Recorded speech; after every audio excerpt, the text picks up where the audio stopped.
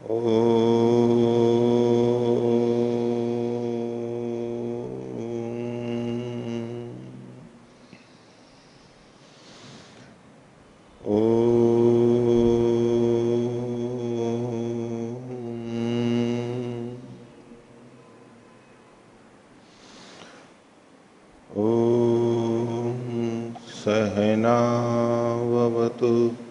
सहनौ भुनक्तु सह वीर्यं करवावहै तेजस्विनावधीतमस्तु मा विद्विषावहै।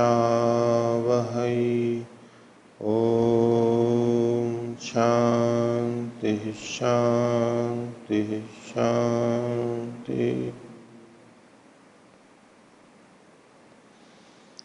न्याय दर्शन की 64वीं कक्षा न्याय दर्शन के तृतीय अध्याय का प्रथम आनेक हम देख रहे हैं, जिसमें 20वें सूत्र तक पिछली कक्षा में देखा था और उसमें इन्होंने आत्मा की नित्यता को सिद्ध करने के लिए हेतु दिए थे और इस शरीर से भिन्न आत्मा है उसको सिद्ध करने के लिए इन्होंने बातें रखी थी। पिछले पाठ में से किन्हीं को कुछ पूछना है तो पूछ सकते हैं। हाँ, वो आत्मा के नित्यता की चर्चा में कल हेतु दिया था कि हर्ष भय शोक जो बच्चे को होता है उसका कारण पूर्वाभ्यास की स्मृति है, पूर्व अनुभव की स्मृति, और उससे फिर पूर्व जन्म का अनुमान कर रहे थे कि इससे पूर्व जन्म हुआ है। तो वहाँ शंका उठ रही कि जो हर्ष भय शोक हो रहा है, जो हर्ष भय और शोक जो उसको दिख रहा है हाँ। बालक का, तो इसी जन्म जब वो उत्पन्न हुआ उस समय जो उसने कष्ट सहा, दुख पान किया, उसमें सुख अनुभूति की और अन्य जो सुख दुख की अनुभूति की उसी समय, उसकी स्मृति के कारण मृत्यु हर्ष भय शोक के हो सकता है। जात मात्र के लिए कह रहे हैं, बिल्कुल अभी अभी उत्पन्न हुआ है और कोई कारण उसका है नहीं। जन्म के समय जो कष्ट हुआ, आप कष्ट को ज्यादा से ज्यादा कह सकते हैं, लेकिन वो अभी बैठा हुआ है, वैसे ही लेटा हुआ है और फिर ऐसा उसको अनुभव हो रहा है, तो उतना कष्ट या सुख कह लीजिए, कष्ट तो चलो होता है जन्म लेते समय कष्ट होता है, लेकिन उस समय वो रोता होता तो है नहीं। जन्म लेने के बाद में ही रोना उसका शुरू होता है, लेकिन हाँ कष्ट होता है उसको। तो और कोई जिसे तरह तरह के होते हैं, भिन्न भिन्न चीजों के उसको प्रसन्नता, वैसे ही लेटे लेटे हो रही है। तो कोई कह सकते हो आप कि भाई केवल दूध पीते समय तो ऐसा खुश होता नहीं है, वो दूध पीते समय ठीक है उसको अच्छा लगता है, लेकिन वैसे सुखी नहीं होता है जैसे कि वो बैठे बैठे लेटा लेटा जो एकदम खुश हो जाता है ना। जिस समय दूध पी रहा होता है उस समय तो ऐसा खुश नहीं होता है, पहले कभी ऐसा खुश हुआ होना चाहिए ना।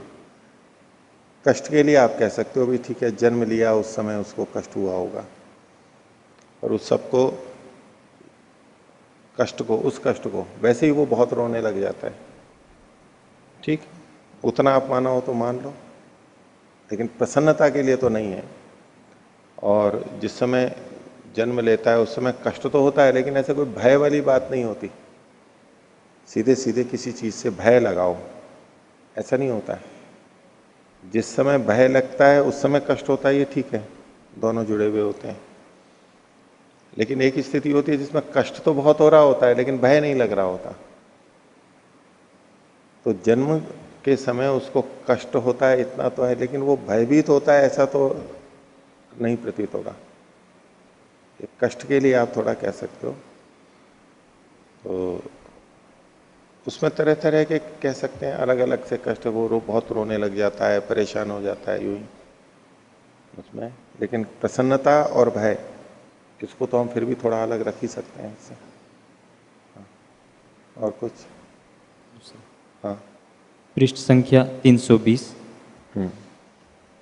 भाष्य में ऊपर से तीसरी पंक्ति है। हाँ, न च उत्पत्ति निरोधक कारणानाम यहाँ जो पंक्ति यहाँ से समाप्ति तक समझ में नहीं आया प्रसंग।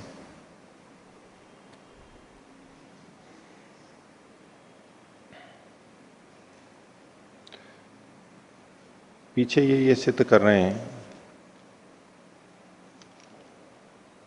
इसे एक पंक्ति और पीछे से देखिए। न च अन्यत पूर्वाभ्यस्त स्मृत्यनुबंधात निमित्तम अस्ति। पहले अनुभव किए गए, पहले अभ्यास किए हुए उसकी स्मृति के जुड़ने से, अनुबंध से, जोड़ से अतिरिक्त और कोई निमित्त नहीं है। ठीक है, यहां तक तो हो गया आपको, उसके लिए कोई निमित्त नहीं है। और कोई ये कहे आत्मा की नित्यता सिद्ध कर रहे हैं, वैसे तो अपने ढंग से इन्होंने सिद्ध की है। अब उत्पत्ति निरोध कारणानुमानम आत्मनः, आत्मा की उत्पत्ति और निरोध, जन्म और मृत्यु, उत्पत्ति और नाश, इसके कारण का अनुमान दृष्टांत आत्मा, दृष्टांत से नहीं हो सकता। पूर्व पक्षी ने जो दृष्टांत दिया था, ठीक है, पद्मादि के प्रबोध उसमें कर ले करके, तो दृष्टांत से, पूर्व पक्षी का जो दृष्टांत है उससे आत्मा की उत्पत्ति और निरोध के कारण का अनुमान नहीं किया जा सकता। सिद्धांति के मत में तो आत्मा नित्य है, तो पूर्व पक्षी के मत में आत्मा अनित्य होगी। आत्मा अनित्य होगी। आत्मा की अनित्यता का क्या मतलब है कि उसकी उत्पत्ति और नाश होता है। बोले आपने जो दृष्टांत दिया है उससे आप दृष्टांत से अपनी बात सिद्ध करना चाहते हो, इधर तो नित्यता को खंडित कर रहे हो, अपने आप हो जाएगा, यानी पहले से आत्मा नहीं थी, इसका मतलब है कि आत्मा उत्पन्न हुई है आपके मत में। आपने जो दृष्टांत दिया उससे आत्मा की उत्पत्ति और नाश के कारण का अनुमान नहीं लगाया जा सकता।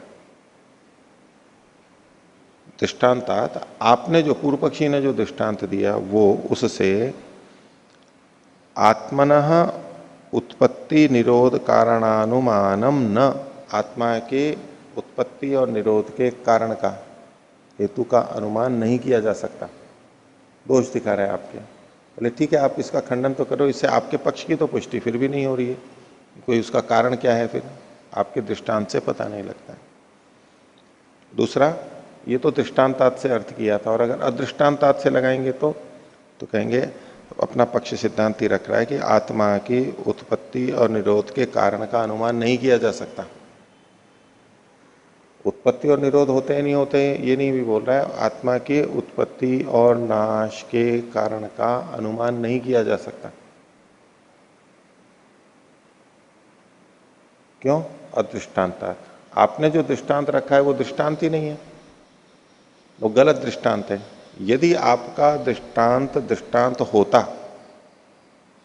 ठीक होता, तब तो ये मानते कि आत्मा नित्य नहीं है।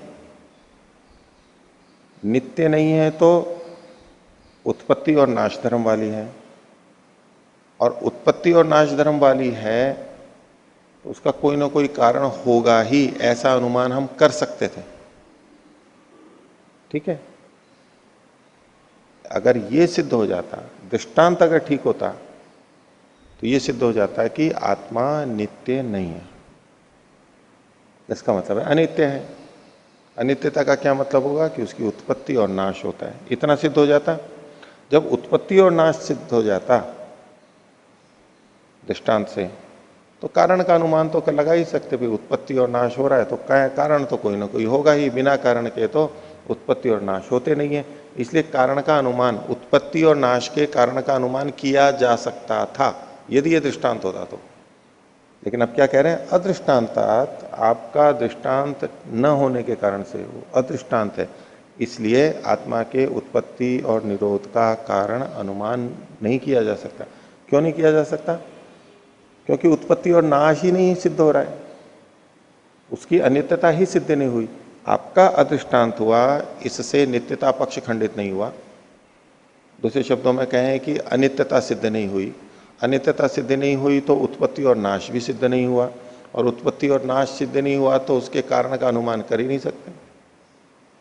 उत्पत्ति और नाश सिद्ध हो तो कारण का अनुमान कर सकते थे, ये दूसरे तरीके से अर्थ होगा।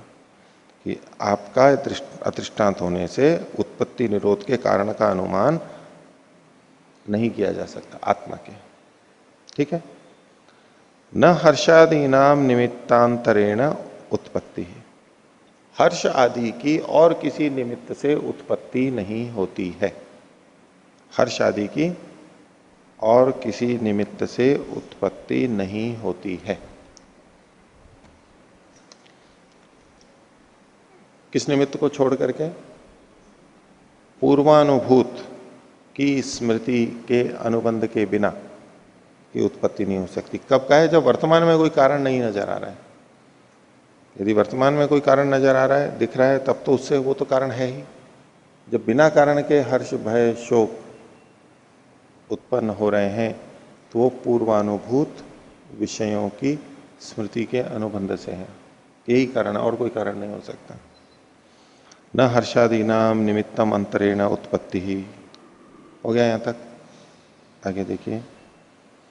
न उष्णादिवत निमित्तांतरोपादानम हर्षादीनाम, हर्ष आदि का उष्णादि के समान कोई निमित्तांतर नहीं हो सकता। पहले तो ये कहा कि अन्य कोई निमित्त नहीं हो सकता है, और दूसरा कोई निमित्त कैसा नहीं हो सकता है? निमित्त तो है। जैसे पद्म के प्रबोध और निमीलन में उष्णादि हेतु हैं, भौतिक हेतु, ऐसा कोई हेतु हर्ष आदि में का कारण नहीं हो सकता। न उष्णादि निमित्तवत, न उष्णादिवत निमित्तांतरोपादानम, उष्ण आदि के जैसा। उष्ण आदि के जैसे से मतलब ये प्राकृतिक भौतिक, भौतिक निमित्त, दृष्ट निमित्त, भौतिक निमित्त या तो दृष्ट निमित्त। उष्णादि जो है वो दृष्ट निमित्त है, भौतिक निमित्त है प्रबोध और निमीलन के। ऐसा कोई दृष्ट निमित्त हर्षादि का नहीं ग्रहण किया जाता है। न उष्णादिवत निमित्तांतरोपादानम हर्षादि, हर्ष आदि का अन्य कोई निमित्त का ग्रहण नहीं हो रहा है। कैसे निमित्त का? उष्णादि के जैसा। अब उष्णादि के जैसा मतलब क्या? उष्णादि हैं, ये भौतिक हैं, ऋतुजन्य हैं, भौतिक हैं, अथवा को कि दृष्ट हैं, और कोई दृष्ट कारण यहां पर नहीं हो सकता। तस्मात् अयुक्तम एतत्, इसलिए जो आपने खंडन किया वो ठीक नहीं है। निमित्त तो हो सकता है। अब पूर्वानुभूत की स्मृति का अनुबंध ये उष्णादि के समान निमित्त नहीं है, ये भिन्न प्रकार का निमित्त है, वर्तमान में नहीं है, दृष्ट निमित्त नहीं है, अदृष्ट निमित्त है ये।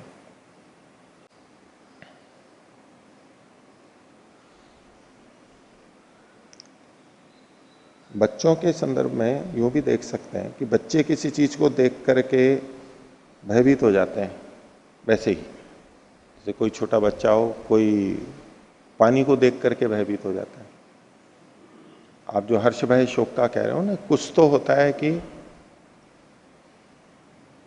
दूसरे ढंग से मैं उत्तर दे रहा हूं आपके पहले वाले प्रश्न का। एक तो है कि कोई भी हर्ष भय शोक भी, चलो उसमें जन्म आदि के समय का कुछ निमित्त मान लिया, गर्भावस्था का कुछ निमित्त मान लिया, लेकिन कुछ बच्चों में कुछ कुछ विशेष चीज से भय और हर्ष देखा जाता है। एक तो होता है अपने आप होते रहते हैं। अब इसको दूसरे ढंग से देखिए कि किसी किसी बच्चे में आग को देख करके बहुत भय होता है, किसी को पानी को देख करके बहुत भय होता है, जबकि पानी से भय का कोई कारण इस जन्म में उसके पास में नहीं है। सबको भय नहीं होता है। एक सामान्य भय, भाई पानी में डाल दिया फिर डूब रहा है, और फिर डूबते हुए को कितना कष्ट होता है, मर रहा है कोई, डूब करके मरा है, कितना कष्ट हुआ उसको। अब ऐसे व्यक्ति को जब दोबारा पानी के पास में लाया जाए तो उसको कितना भय होता है। सामान्य व्यक्ति को वैसा भय नहीं होगा। ये तो हमारे इस जन्म के उदाहरण में मैं बोल रहा हूं। अब किसी किसी बच्चे में, छोटे बच्चों में, उन पानी के पास जाने में कुछ अद्भुत भय होता है, अन्यों से अतिरिक्त असामान्य भय होता है। वो कहां से आ गया उसको भय? किसी को अग्नि से होता है, किसी को ऊपर से होता है, किसी को सांप से होता है, ऐसे किसी किसी चीज से, किसी को किसी वस्तु से, किसी को किसी वस्तु से बहुत भय होता है। किसी को गाय को देख करके बहुत भय होता है, किसी को कुत्ते को देख करके बहुत भय होता है।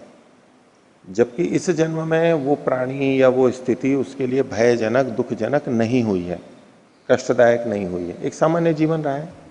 औरों में नहीं देखा जाता है, किसी में देखा जाता है, तो वो क्यों आ गया? इसी तरह से किसी किसी में किसी किसी को देख करके बड़ी प्रसन्नता प्रतीति होती है। कई बच्चे साधु संतों को देख करके बड़े खुश हो जाते हैं। लाल कपड़े, सफेद कपड़े, मुंडे हुए चेहरे वाले या दाढ़ी वाले, उनको देख करके प्रसन्न होते हैं, उधर आकर्षित होते हैं। और कोई कोई उनको देख करके भयभीत भी होते हैं, डरते भी हैं। अगर दृष्ट निमित्त है, वहां पर किसी ने, जैसे छोटे बच्चों को साधु संत जाते हैं झोली लटका करके आटा वाटा मांगते हैं ना, एक एक मुट्ठी और झोली वोली, तो बच्चों को कहते हैं कि देख चुपचाप बैठ, नहीं तो बाबा झोली में डाल के ले जाएगा। अब ये तो कारण बनाया गया है, उसको डराया गया है, बाबा ले जाएगा, बाबा ले जाएगा। अभी की बात है, कब की है? मैं था और कौन था, यहीं शायद अजमेर रेलवे स्टेशन की बात है, कहाँ थी, अभी पिछले महीने की बात है।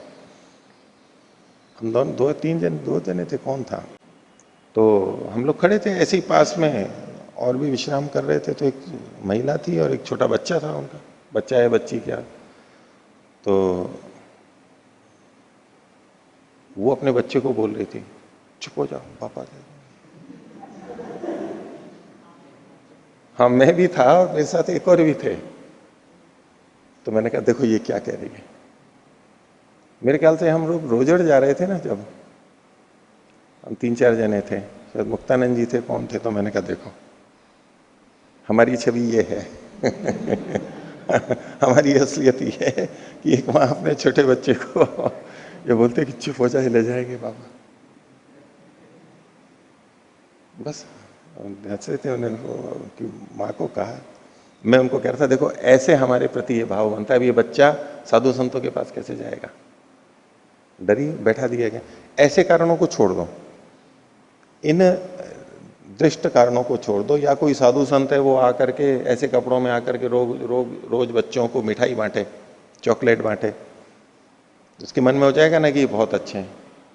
ऐसे अलग चोगा पहन करके, टोपी पहन करके मिठाइयाँ बांटी जाती हैं, तो क्या छवि बन जाती है, ये बहुत अच्छा है।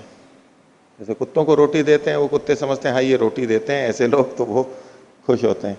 और विपरीत हो जो डंडे मारता है तो उस तरह के लोगों को भौंकते हैं। ऐसे बच्चे भी हो जाते हैं अपने हित की दृष्टि से। ऐसे कारणों को छोड़ करके अन्य जगहों पर भी ऐसा होता है, वो क्यों होता है? वहां ये कारण बनेगा कि पिछले जन्म का अनुभव है। योगेंद्र जी को अच्छा लगता था, साधु संतों के पास चले जाते थे। जब छोटे थे ना, तो जो कोई साधु संत आते थे गांव में, तो उनके पास चले जाते थे, वहीं रहते थे 1-2 दिन 3 दिन, घर वालों को पता ही नहीं बच्चा कहाँ है, वो चले जाते थे। ये सुनाते, इनको अपने पूर्व जन्म की आपको बताया भी था मैंने, न्याय दर्शन में बताया था, नहीं बताया था? इनको अपने पूर्व जन्म की याद है, थी मतलब, अब तो नहीं है। और 2-4 पता नहीं कब की बात है, 2-3-4 ऋषि मेले से पहले ये अपने पूर्व जन्म की पत्नी को भी लेके आए थे, अपने बच्चों को भी लेके आए थे, वहीं पास के ही हैं। चले जाते थे वो कि ये मेरी पत्नी है। इनका देहांत हो गया था पूर्व जन्म में, और फिर ये नए परिवार में जन्म गए, तो छोटे थे तभी से कहते थे। तो इनकी जो पत्नी थी वो बड़ी अवस्था की थी, उनके बच्चे भी हैं, उनको लेकर के भी आए दिखाने के लिए, उनको ऋषि उद्यान में दिखा के लाए। तो ये बचपन से साधु संतों के पास जाके बैठ जाते थे, अच्छा लगता था, उन्हीं के साथ रहते करते, उनकी सेवा करते, खाना बनाते, पानी लाते, साफ सफाई करते, ऐसे करते, उसमें उनको अच्छा लगता था। ऐसा क्यों? स्थूल निमित्त यहाँ कोई नहीं हो रहा कि साधु संतों ने उनको कुछ कर दिया जिससे कि उनको प्रेम हो गया उनके प्रति, ऐसा नहीं। ये पूर्व जन्म के संस्कार को बताता है। आप और हमें भी देख लीजिए, हमारे को सबको अलग अलग रुचियां होती है ना। कुछ बच्चे शुरू से ही, आप में से भी गए होंगे कि नहीं मेरे को तो साधु संत बनना है, मेरे को तो गुरुकुल में जाना है, मेरे को तो राष्ट्र के लिए काम करना है, ऐसे होते हैं ना। सब में तो नहीं आता ये, क्यों ऐसा आ जाता है विचार? कुछ बच्चे शुरू से होते हैं वो नृत्य की तरफ बढ़ जाते हैं, कोई गायन की तरफ बढ़ जाते हैं, कोई खेलने की तरफ होते हैं। ये जो अलग अलग प्रवृत्ति देखी जाती है, विकसित भी कर दी जाती है, लेकिन बिना कारण के भी अगर शुरुआत में थोड़ी प्रवृत्ति अलग होती है तो उसका कारण पूर्व जन्म के संस्कार हैं। ये हम उसको मानते हैं। कुछ उस तरह से इसको आप देख सकते हैं। हाँ, और जो जैसे मुक्ति से लौटी आत्मा होगी, उसको ये हर्ष भय शोक जैसे बिना निमित्त के इस तरह तो नहीं होते होंगे। नहीं होगा तो मान लो कि वहां नहीं होगा। उसके नहीं होने से यहाँ का पुनर्जन्म पूर्व जन्म थोड़ा ना समाप्त हो जाता है। जहां है वहां पर तो है। और मुक्ति से लौटी हुई आत्मा में कुछ चीजें होती हैं वो हमारे को तत्काल पता लगती हैं, कुछ ही समय का है। कुछ स्वभाव परमात्मा देता ही है। पिछले जन्म के संस्कार न होते हुए भी जीवन जीने के लिए जो कुछ आवश्यक है उतना उसको भी परमात्मा अपनी तरफ से देता होगा। और वहां नहीं भी मिलता है तो ठीक है, उसके पूर्व के संस्कार नहीं है। लेकिन बाकी ये जो इतने सारे उदाहरण हैं हमारे पास, प्राणियों में भी देख सकते हैं ना इसको, जैसे अन्य प्राणियों में। अन्य प्राणियों में भी देख सकते हैं। लेकिन ठीक है, इन्होंने मनुष्य का लेकर के कहा, वहां कम मिलेंगे, मनुष्यों में ज्यादा, क्योंकि प्रकट हो जाती हैं चीजें, इनमें इतनी प्रकट नहीं होती हैं। जानवर भी होते हैं, कई जने कहीं जाकर के वहीं बैठ जाते हैं, कोई कहीं खास जगह, कोई मंदिर के पास, कोई यज्ञ के पास, कुछ ऐसी ऐसी जगह पे जा करके कुछ कुछ देखा जाती है उनमें प्रवृत्तियां, पशु पक्षियों में भी। ठीक है, और किसी को पूछना? पृष्ठ संख्या 320, सूत्र संख्या 21, तीसरे अध्याय का प्रथम आन्विक। तो और हेतु दे रहे हैं आत्मा की नित्यता के लिए। इतश्च नित्य आत्मा, इससे भी सिद्ध होता है कि आत्मा नित्य है। सूत्र है प्रेत्य आहार अभ्यास कृतात् स्तन्याभिलाषात्। आहाराभ्यास कृतात्, आहार के भोजन के अभ्यास से होने वाला, उसके कारण से होने वाला, प्रेत्य मरने के बाद का, स्तन्याभिलाष दूध पीने की इच्छा। स्तन्य मतलब दूध पीने की, स्तन, स्तन से स्तन्य बनता है, स्तन्य मतलब दूध, दूध की जो इच्छा है वो। तो मर करके, यानी जब जन्म लिया, जन्म लेते हुए बच्चे में, जन्म होते ही बच्चे में जो स्तन की दूध पीने की इच्छा होती है वो पूर्वकृत आहार के अभ्यास को बताती है। वो पूर्व जन्म के आहार के अभ्यास के कारण से होती है। तो ये पूर्व जन्म आहार अभ्यास कृतार्थ मतलब ये पूर्व जन्म के आहार अभ्यास, ये मानना पड़ेगा, क्योंकि प्रेत्य है। प्रेत्य का मतलब, प्रेत्य को जोड़ेंगे स्तन्याभिलाषात से। प्रेत्य आहाराभ्यासात, इससे नहीं जोड़ना है इसको। प्रेत्य मतलब यहां से जा करके, यहां से जा करके मर करके, और फिर भाव, प्रेत्य भाव जो पीछे आ ही चुका है, तो प्रेत्य यहां से जा करके फिर आहार का अभ्यास हो, फिर स्तन्य की अभिलाषा हो, ऐसा नहीं। स्तन्य की अभिलाषा तो यहां से जाने के बाद की है, और पहले क्या होगा, आहार के अभ्यास जन्य वो होती है। एक हेतु रख रहे हैं, भाष्य देखिए। जात मात्रस्य वत्सस्य प्रवृत्ति लिंग स्तन्याभिलाषो गृह्यते। उत्पन्न हुए मात्र बच्चे का स्तन्याभिलाष, दूध की इच्छा गृहित होती है, देखी जाती है। कैसे पता लगता है कि इसको दूध की इच्छा है? तो प्रवृत्ति लिंग, प्रवृत्ति ही जिसका लिंग है, प्रवृत्ति मतलब उस ओर बढ़ना, प्रवृत्ति रूप लक्षण वाला स्तन्याभिलाष। स्तन्याभिलाष, दूध पीने की इच्छा हमारे को सीधे तो पता लगेगी नहीं, क्योंकि इच्छा तो उसके मन में है। मन की इच्छा को हम वैसे जान नहीं सकते। तो दूध पीने की इच्छा है, इसका लक्षण कैसे, हमें कैसे पता लगता है? मां को कैसे पता लगता है कि बच्चे को दूध पीने की इच्छा है? उसकी प्रवृत्ति से पता लग जाता है। कई कारण है, कई बार बच्चे रोते हैं इसलिए, कई बार वो माँ के पास आना चाहते हैं, उधर देखते हैं, ठीक है, कुछ कुछ ऐसी प्रवृत्ति करते हैं जिससे पता लग जाता है कि ये दूध पीने की इच्छा वाला है। तो स्तन्याभिलाष कैसा है? प्रवृत्ति लिंग, प्रवृत्ति लिंग स्तन्याभिलाष, विशेषण विशेष्य भाव है इसमें। तो उत्पन्न हुए मात्र बच्चे में भी स्तन्य की अभिलाषा देखी जाती है और वो प्रवृत्ति लिंग वाली है। बाद में तो चलो इच्छा हो गई, बाद में तो इच्छा हो गई, वे पहले स्तन दूध पिया और उसके बाद में फिर इच्छा हो रही है, तो वो तो इसी जन्म में पिए गए दूध की स्मृति के कारण भी हो सकती है। लेकिन ये जात मात्र मतलब बिल्कुल उत्पन्न हुआ है सबसे पहले उसकी इच्छा दूध पीने की होती है, ऐसा कह रहे हैं। अब ये जो जात मात्र से वत्सस्य मतलब ये स्तनधारियों पे ही लागू होगा, अन्यों पे नहीं। जो अंडे से उत्पन्न होते हैं उनमें नहीं लागू होगा। वो क्या जी, उनको तो होती ही नहीं है, वो तो दूध पीते ही नहीं है, तो ये तो गलत बात है भाई। ये केवल स्तनधारियों के ही लिए ही लागू होगी, जहां लगती है वहीं पर ही लागू होगी, उतने से भी सिद्ध होगा। न च नान्तरेण आहाराभ्यासम, सच सच सच का मतलब ये जो स्तन्याभिलाष है ये आहार के अभ्यास के बिना नहीं हो सकती। पहले भी ये इसने किया है, तब इसको इच्छा हो रही है। कया युक्त्या, किस रीति से? तो बोले दृश्यते ही शरीरिणाम क्षुधा पीड्यमाना नाम आहाराभ्यास कृतात स्मरणानुबंधात आहाराभिलाषा। अब इसके लिए दृष्टांत दे रहे हैं वर्तमान का, कि जो आहार की अभिलाषा है, हमको हमारे को खाना खाने की इच्छा करती है, किसी विशेष आहार को खाने की इच्छा करती है, वो किस पे निर्भर करता है? कि शरीरियों का जो वर्तमान में जीवित है उनमें जो कि भूख और प्यास से पीड़ित है, क्षुधा पीड्यमाना नाम, भूख से जो पीड़ित होते हुए उन्होंने जो आहार का अभ्यास किया था उसके स्मरण के अनुबंध ही आहार की अभिलाषा होती है। हमें क्या खाने की इच्छा होती है? भूख और भूख लगने पे हमें क्या खाने की इच्छा करती है?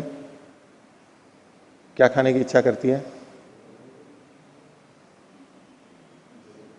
क्या खाने की इच्छा करती है हमारे? रोटी नहीं, भोजन तो व्यापक हो गया, भोजन के उदाहरण में बताइए। रोटी की, चावल की, दाल की, सब्जी की, मिठाई की, नमकीन की, फल की, यही ना। और मांस खाने की भी इच्छा होती है क्या? मांस की अभिलाषा भी होती है क्या? नहीं होती ना। नहीं, भूखे हो तो भी, भूखे होने पर जिसने मांस नहीं खाया है, मैं इसीलिए आप लोग मांस नहीं खाते हैं, तो आप लोगों को भूख लगने पे मांस खाने की तो इच्छा नहीं होती है ना। हाँ, दूध पीने की इच्छा हो जाएगी, दही खाने की इच्छा होगी, जो हमने खाया है पिया है उस सबको लेने की हमारी इच्छा होती है, दूसरे की नहीं होती। जैसा हमने खाया उसी तरह की चीज की इच्छा होती है, दूसरे की नहीं होती है। तो बोले दृश्यते ही शरीर नाम क्षुधा पीड्यमाना नाम आहाराभ्यास कृतात्। वो क्यों होती है? क्योंकि हमने आहार का अभ्यास पहले किया है, हमें पता है कि ऐसा खाने से हमारी भूख समाप्त हो जाती है, क्योंकि भूख तो पहले भी लगी है कितनी बार, भूख से हम पीड़ित हुए हैं और हमने खाया है और भूख निवृत्त हुई है। तो अब फिर से जब भूख लगेगी तो हमें उसी तरह की चीजें खाने की इच्छा करेगी। तो पूर्व अभ्यास से उत्पन्न होने वाली स्मृति स्मरण के अनुबंध से ये अभी की इच्छा होती है हमारी, उसी तरह की इच्छा होती है। अब इसी तरह से और चीजों में भी घटा सकते हैं। न च पूर्व शरीराभ्यासम अंतरेण असौ जात मात्र से उपपद्यते। जात मात्र बिल्कुल अभी अभी उत्पन्न हुआ है, उसमें भी ये इच्छा देखी जा रही है, तो वो कहां से आ गई? हमारी तो चलो कह सकते हैं कि हमने भाई बचपन में खाया पिया है तो अभी इच्छा कर जाती है हमारे को, लेकिन जात मात्र की कह रहे हैं, बिल्कुल जो उत्पन्न हुआ है उसमें जो इच्छा है वो कहां से आई? इससे पता लगता है कि पहले भी इसने ये किया है। तेन अनुमीयते भूतपूर्वम शरीरम, पहले भी इसका शरीर रहा है, उस शरीर में उसने कुछ अनुभव किया है, पहले शरीर था। यत्र अनेन आहारो अभ्यस्त इति, पहले भी उसने ऐसा अभ्यास किया है।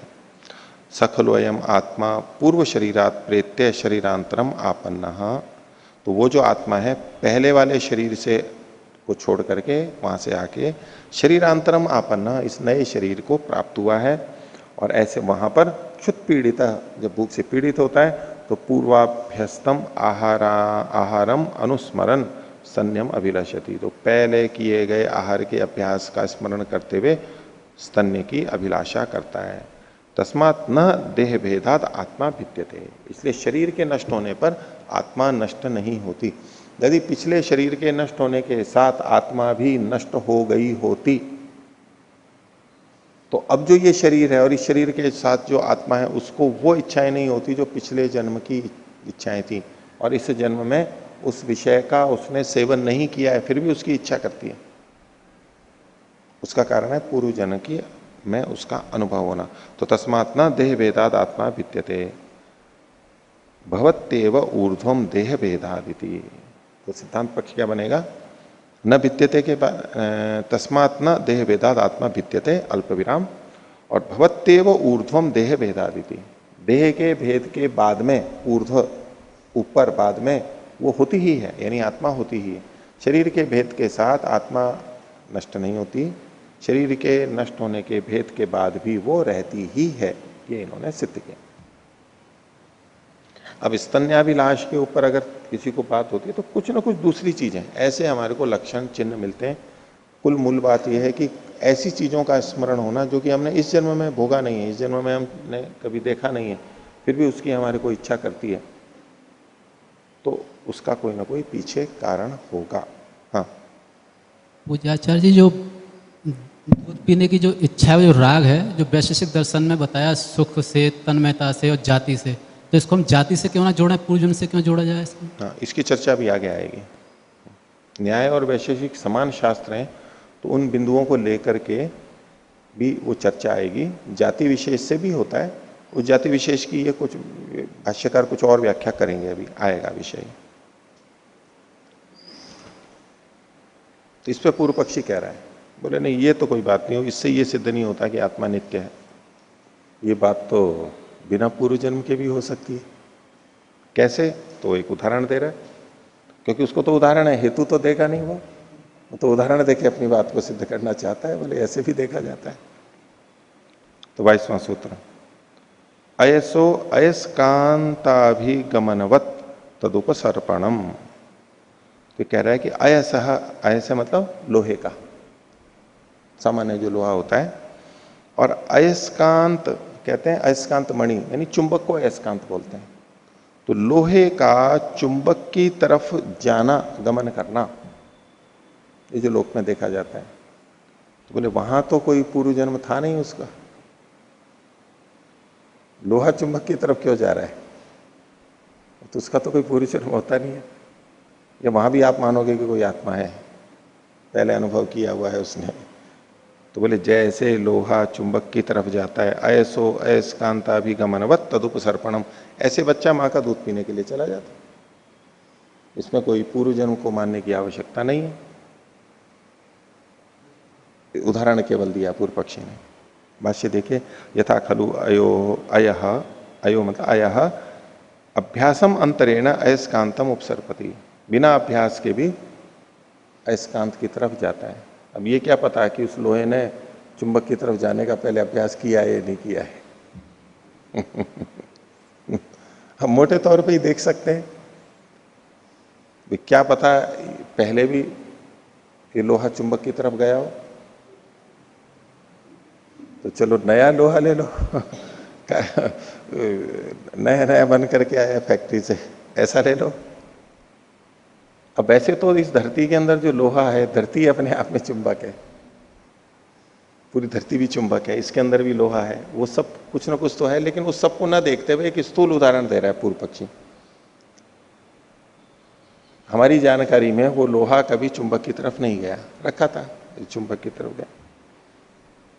तो एवं आहाराभ्यासम अंतरेण बालः स्तन्यम अभिलषति। तो ये जो जात मात्र बालक है वो पूर्व जन्म का कोई अनुभव नहीं है, उसको बिना अनुभव पूर्व अनुभव के भी ऐसा हो सकता है, ये कहना चाह रहा है पूर्व पक्षी। केवल दृष्टांत प्रस्तुत किया है इसने, बिना पूर्व अनुभव के भी। पूर्व अनुभव को कारण माना है सिद्धांति ने। पूर्व अनुभव जो है वो कारण है, और ये बिना पूर्व अनुभव के भी हो जाता है। तो इसका क्या मतलब निकलेगा एक तरह से कि बिना कारण के हो जाता है, बिना पूर्व कारण के हो जाता है, ये परोक्ष रूप से जाएगा। इसलिए सिद्धांति उससे पूछता है किमिदम ऐसो अयस्कांताभिसर्पणम निर्निमित्तम अथ निमित्ता आदिति। चलो आपने दृष्टांत भी दे दिया, उसकी भी और चर्चा करेंगे ये, लेकिन ये दृष्टांत भी दिया है, तो क्या आप इसको सकारण मान रहे हो या बिना कारण मान रहे हो?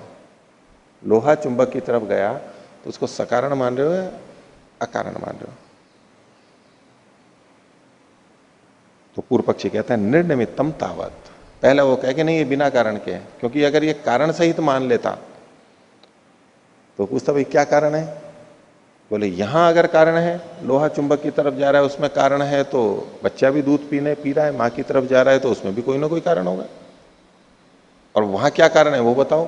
फिर वही पूर्व जन्म का अनुभव सिद्धांति ला सकता था, तो पूर्व पक्षी तो यही कहेगा कि इसमें कोई कारण नहीं है। अब ये जो इन्होंने कहा है पूर्व पक्षी ने कि लोहा चुंबक की तरफ जाता है, कभी उल्टा भी हो सकता है कि चुंबक लोहे की तरफ आए, हो सकता है। नहीं तो क्या लोहा चुंबक को खींच लेता है? लोहा चुंबक को खींच लेता है। खींचने की शक्ति किसमें है? चुंबक में है, तो चुंबक लोहे को खींचेगी ना। पर उल्टा भी हो जाता है, लोहा का बड़ा टुकड़ा हो और भारी हो और चुंबक छोटी सी हो,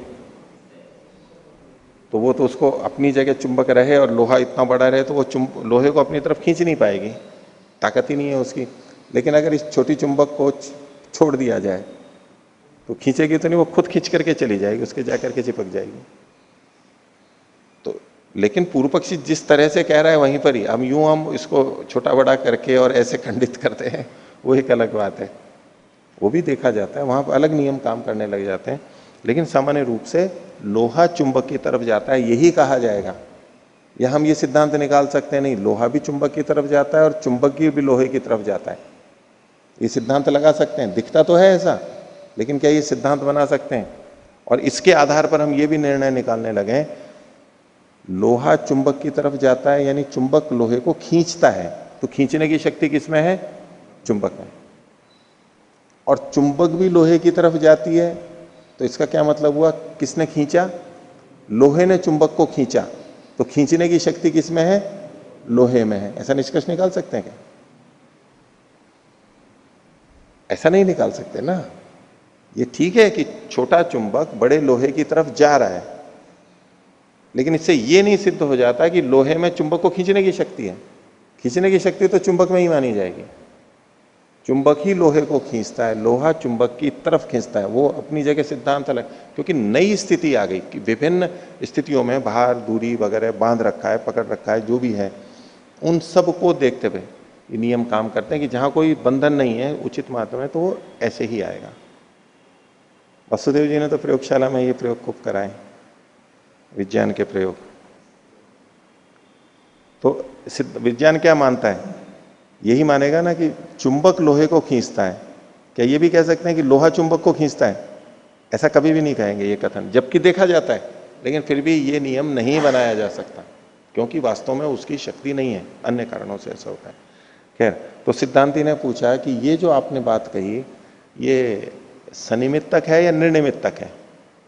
अभी सीधे दृष्टांत का खंडन नहीं किया, उसको थोड़ा खुलवा रहे हैं। सनिमित्तक है या निर्निमित्तक है? कि निर्निमित्तक है। निर्निमित्तम तावत। तो जब निर्निमित्तक कहा तो अब सिद्धांति उसको कह रहा है 23वां सूत्र, न अन्यत्र प्रवृत्त्य भावात्। बोले ना, आपका कथन ठीक नहीं है। क्या कथन ठीक नहीं है? कि लोहे का चुंबक की तरफ जाना निर्निमित्तक है, ये आपका कथन ठीक नहीं है। क्यों? अन्यत्र प्रवृत्ति का अभाव होने से। अन्यत्र मतलब लोहे से अन्यत्र, लकड़ी में, मिट्टी के टुकड़े में, ढेले में, पत्थर में चुंबक की तरफ जाने का की प्रवृत्ति के न देखे जाने से। अगर कोई कारण नहीं है, अगर कोई कारण नहीं है कि लोहा चुंबक की तरफ जा रहा है, तो फिर तो कोई भी चीज चुंबक की तरफ चली जानी चाहिए। लोहा ही क्यों जा रहा है? और चीजें क्यों नहीं जा रही हैं? सोना क्यों नहीं जा रहा है? चांदी क्यों नहीं जा रही है? अन्य क्यों नहीं जा रहे हैं? तो अन्यत्र, अन्य वस्तुओं में इस तरह की लोहे के समान प्रवृत्ति का अभाव होने से, प्रवृत्ति का अभाव होने से आपकी बात ठीक नहीं है। तो लोहा ही जाता है, अन्य चीजें नहीं जाती, इसका मतलब है कि यहां कोई ना कोई कारण है, आप इसको निर्निमित्तक नहीं कह सकते। ठीक है? और इसको उल्टा करके भी देख सकते हैं कि लोहा चुंबक की तरफ ही क्यों जाता है, अन्य लकड़ी की तरफ क्यों नहीं चला जाता है, मिट्टी की तरफ क्यों नहीं चला जाता है, लकड़ी की तरफ क्यों नहीं चला जाता है, लोहे सोने चांदी की तरफ क्यों नहीं चला जाता है, उधर भी देख सकते हैं। ये नियम ही क्यों है कि लोहा चुंबक की तरफ ही जाएगा। इससे पता लगता है कि ये सनिमित्तक है, निर्निमित्तक नहीं है। भाष्य, यदि निर्निमित्तम, अगर बिना कारण है तो लोष्टादयो अपि अयस्कांतम उपसर्पेयु, ढेला, मिट्टी के ढेले आदि जो हैं वो भी अयस्कांत की तरफ उपसर्पण करने वाले, गति करने वाले हो जाने चाहिए। न जातु नियमे कारणम अस्ति, क्यों हो जाने चाहिए? क्योंकि उसके मत में, पूर्व पक्षी के मत में, कि इस नियम में कोई, न जातु नियमे कारणम अस्ति, आपके मत में इस नियम में कोई कारण तो है नहीं, नियम तो ये देखा जा रहा है, नियम तो देखा जा रहा है कि लोहा ही जाता है, अन्य चीजें नहीं जाती। तो ऐसा कभी भी नहीं हो सकता कि नियम में कारण न हो।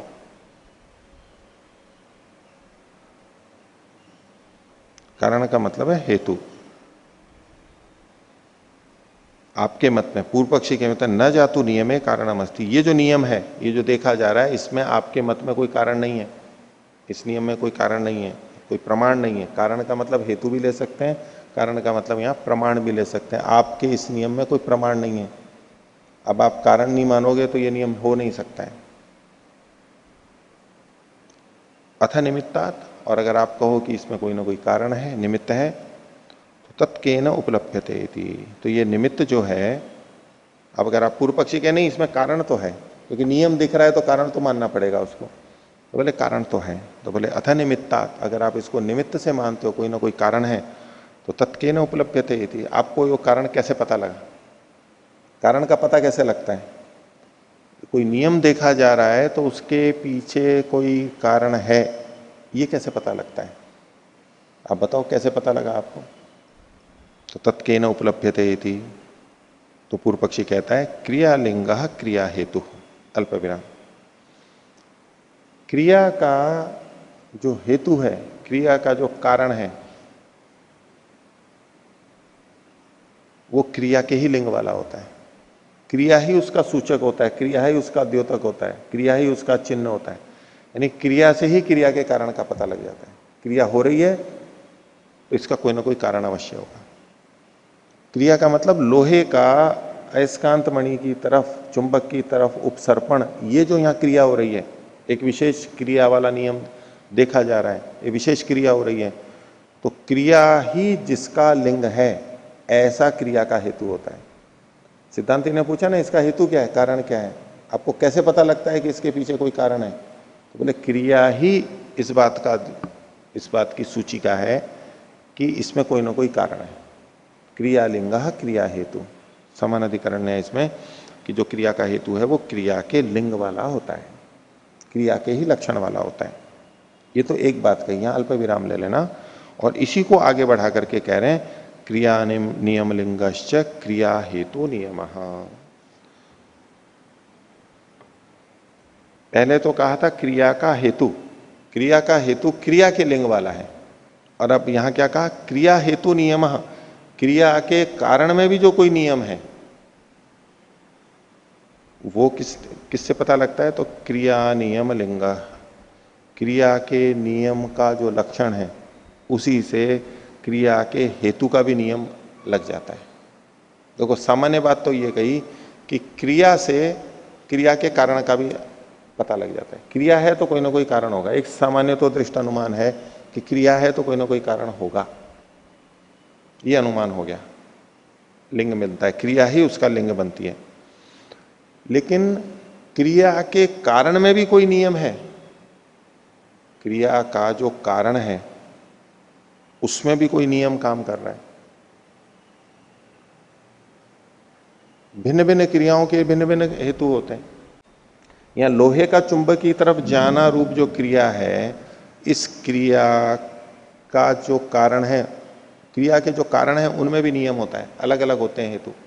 ये हेतु होगा तो ये होगा, ये हेतु होगा तो ये होगा। उसका कैसे पता लगता है? तो वो भी क्रिया नियम लिंगश्च, क्रियाओं में अगर नियम देखा जा रहा है तो क्रियाओं के नियम का देखा जाना क्रियाओं के कारण के नियम को बता देता है। क्रिया तो क्रिया के हेतु को बता देती है। पहले वाली बात क्या थी? क्रिया लिंग क्रिया हेतु, क्रिया क्रिया के कारण को बता देती है, अनुमान कर लेते हैं। और क्रिया में जो नियम दिखाई दे रहा है कि लोहा ही चुंबक की तरफ जा रहा है, ढेला आदि नहीं जा रहे हैं, ये जो क्रिया में नियम देखा जा रहा है, ये इस बात को बता देता है कि क्रिया के कारण में भी कुछ ना कुछ नियम है, हर किसी में नहीं लग रहा है। ये पूर्व पक्षी ने बात कही। तेन अन्यत्र प्रवृत्ति अभाव, इसलिए अन्य जगहों पे प्रवृत्ति का अभाव है। अन्य जगहों पे मतलब लोष्ट आदि में चुंबक की तरफ जाने की प्रवृत्ति का अभाव है। सिद्धांति ने पूछा था कि अन्य जगह अभाव होता है अगर बिना कारण है तो, बोले नहीं, सकारण है और इसलिए अन्यों में प्रवृत्ति नहीं देखी जाती है। तो जब पूर्व पक्षी ने यह स्वीकार कर लिया तो अब सिद्धांति बोल रहा है। देखो यहां तक पूर्व पक्षी का मान करके मैंने बताया। फिर से देखिए, अथ निमित्तात्, अगर ये निमित्त से है, सिद्धांति बोल रहा है, तो तत्केन उपलभ्यते इति, ये सिद्धांति ने कहा। अब पूर्व पक्षी कह रहा है क्रिया लिंग क्रिया हेतु क्रिया नियम लिंगश्च क्रिया हेतु नियम तेन अन्यत्र प्रवृत्ति अभाव, यहां तक पूर्व पक्षी का हो गया। तो ऐसा होने पर अब सिद्धांति अपने पक्ष में कह रहा है कि बालस्यापि नियतम उपसर्पणम क्रियोपलभ्यते, इसमें संशोधन कर लीजिए, निमित्तम उपसर्पणम, बिंदी है इसमें अनुस्वार की, तो इसको नियतम उपसर्पणम और फिर क्रियोपलभ्यते, इसमें क्रिय के बाद में य और जोड़ लीजिए, क्रियोपलभ्यते, क्रिया उपलभ्यते, क्रिया से उपलब्ध होता है। तो बोले जैसे आपने यहां कहा, तो बोले ऐसा ही तो यहां कि बालस्यापि नियतम उपसर्पणम, बालक का नियत उपसर्पण, बालक का दूध पीने के लिए उपसर्पण होना निश्चित, उसी तरफ जाना और तरफ नहीं जाना। उत्पन्न होते ही वो मिट्टी को नहीं खाने लगता या और कुछ नहीं करने लगता, वो दूध ही पीना चाहता है। तो बालस्यापि नियतम उपसर्पणम, ये जो नियत उपसर्पण है ये क्रिया उपलभ्यते, क्रिया से हमें पता लगता है, उसकी जो क्रियाएं होती हैं उसी से ही पता लग जाता है। न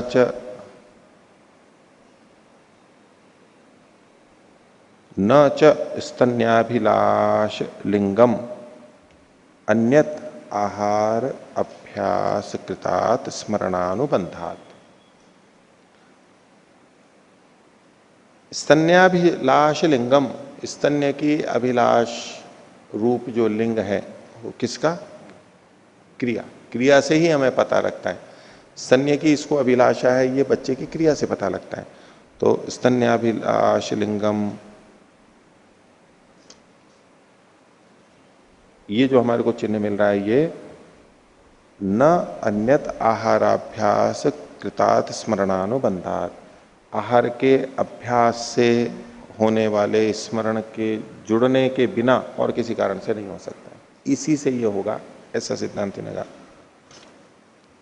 आगे, निमित्तम दृष्टांतेन उपपाद्यते, जो निमित्त है, कारण है, हेतु है, वो दृष्टांत से सिद्ध किया जाता है।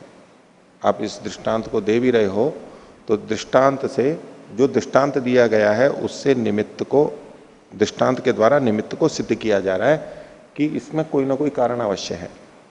न च असति निमित्ते कस्यचित उपपत्ति, कस्यचित उत्पत्ति है, बिना निमित्त के किसी की उत्पत्ति नहीं होती है। उत्पत्ति का मतलब तो जन्म आदि जैसे है, निर्माण है, वो नहीं होती। बात तो ये भी ठीक है, लेकिन यहां पर संगत है उपपत्ति। उपपत्ति का मतलब है सिद्धि। न च असति निमित्ते कस्यचित उपपत्ति, बिना निमित्त के, हेतु के किसी की उपपत्ति यानी सिद्धि नहीं होती है, यानी हेतु तो देना पड़ेगा। न च दृष्टांते, यहां पर दृष्टांते लिखा है, इसको दृष्टांतो कर लीजिए। न च दृष्टांतो दृष्टम अभिलाष हेतुम बाधते,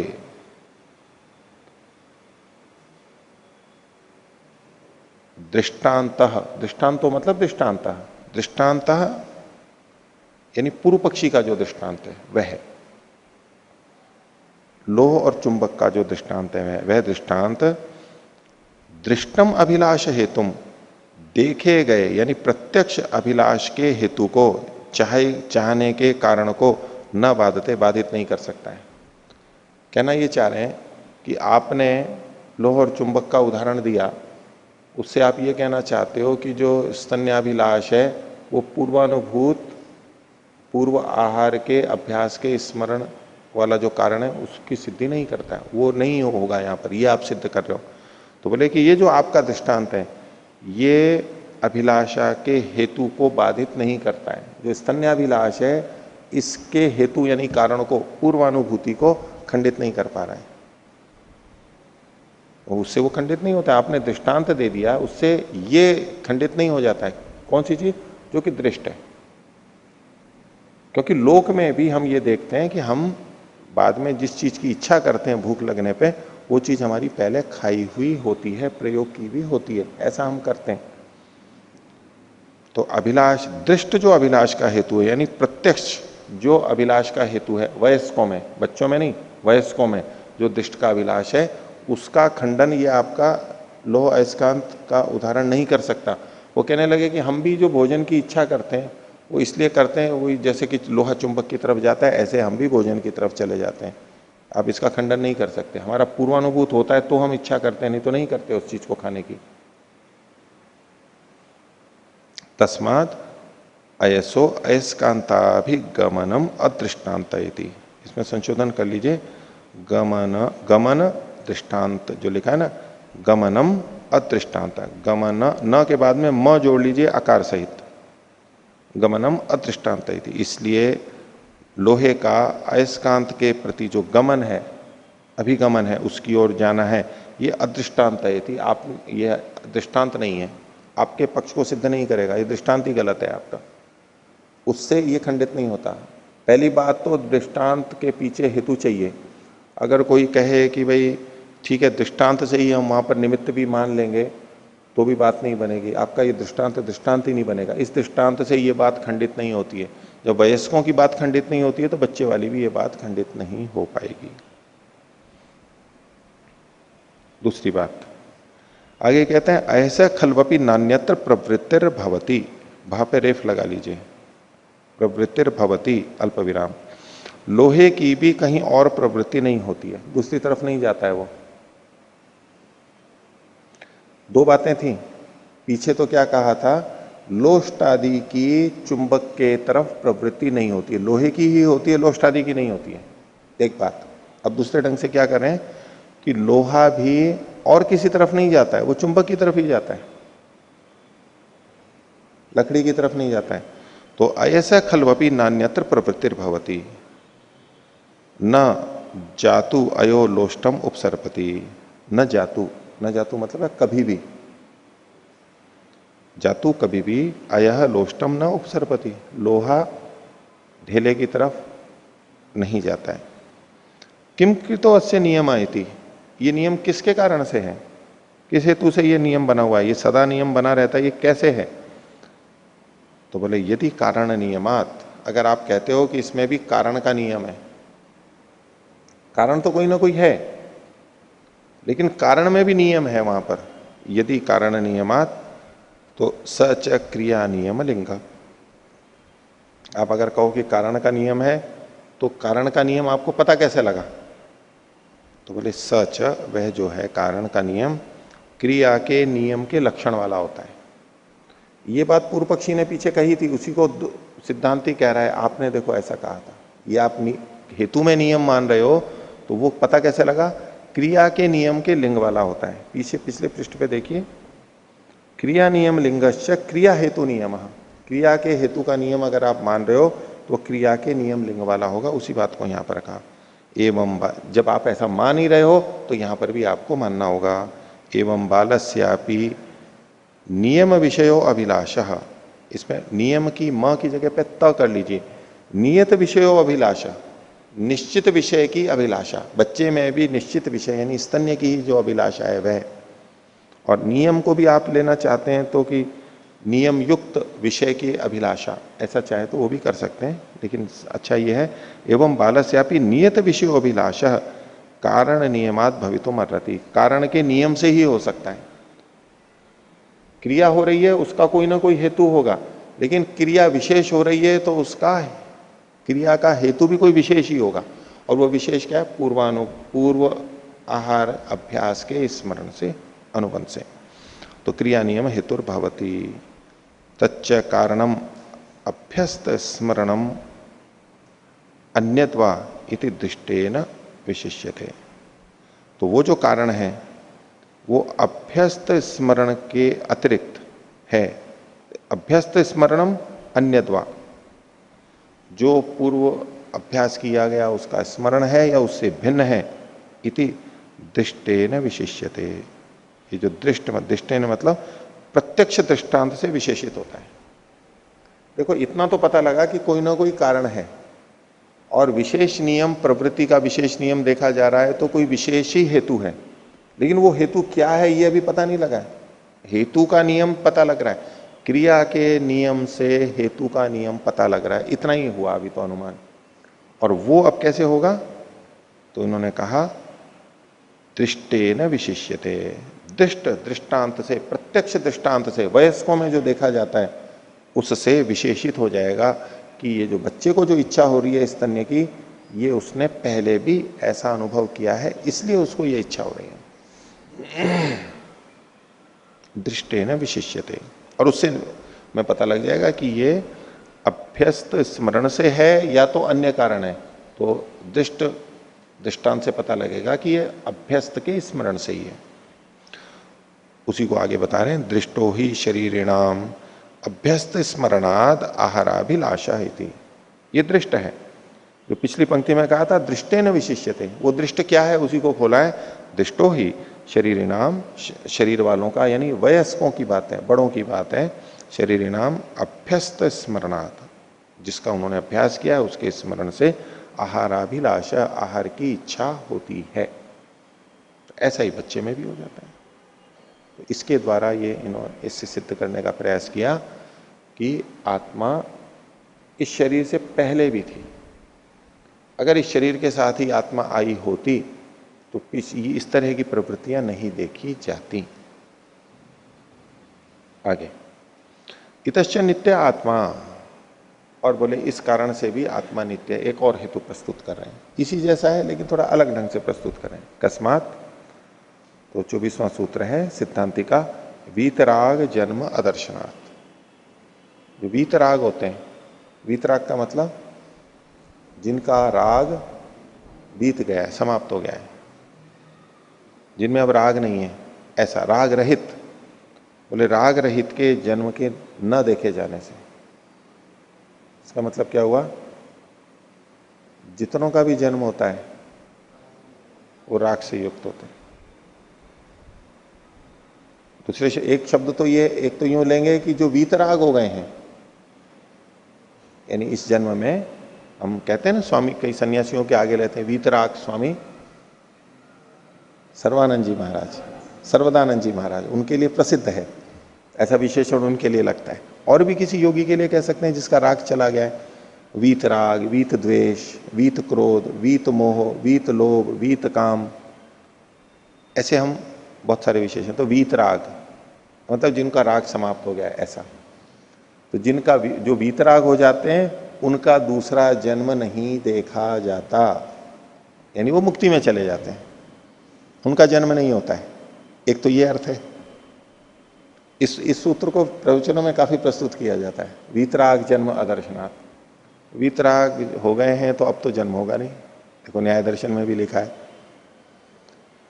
लेकिन यहां जिस ढंग से प्रस्तुत किया है वो क्या है कि जिनका जन्म होता है, अभी नए जो बच्चे जन्म रहे हैं उनमें कोई भी वीतराग नहीं होता है, चाहे कोई भी महापुरुष हो। जितनों का भी जन्म हुआ है, हम उनको योगी कहते हैं, ऋषि कहते हैं, वो बाद में बने। जिस समय जन्म हुआ है तब तो उसमें उनमें उस समय राग था ही, तो वीतराग का तो जन्म होता ही नहीं है। वीतराग जन्म अदर्शनात्।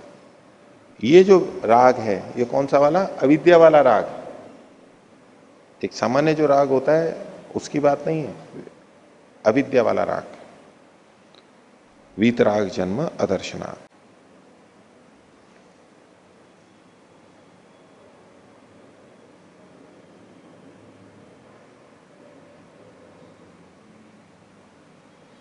और मुक्ति से जो लौट के जन्म लेते हैं उसको तो एक अपवाद मानना ही पड़ेगा, वो इस राग को लेकर के नहीं पैदा होते। वो तो मानना ही पड़ेगा।